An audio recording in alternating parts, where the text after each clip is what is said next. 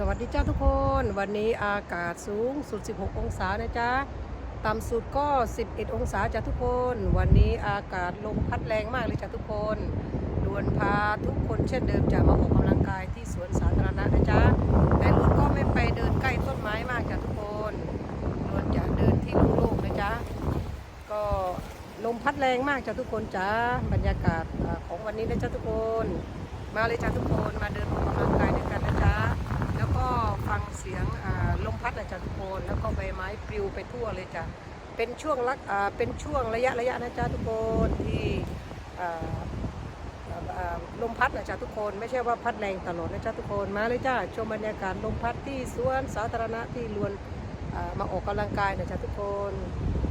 มาด้วยกันมาดูด้วยกันนะจ๊ะ